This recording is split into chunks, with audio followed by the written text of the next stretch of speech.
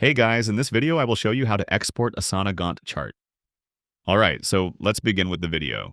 First, let's get started by navigating to your Asana account, and then sign into your account. Now that you're on your Asana homepage, it's time to select the specific project you want to export as a Gantt chart. Once you've opened the project, look for the Project Actions dropdown, which is usually located near the top of the page. In this drop-down menu, you'll see an option labeled Export or Sync. Click on it to proceed, and within this section, choose Project Tasks CSV/XLSX. Now here, select CSV as your export format. CSV files are easy to work with and can be opened in most spreadsheet applications like Microsoft Excel or Google Sheets. After you've made your selection, download the file and open it in Excel. This allows you to view and manipulate your project data with ease.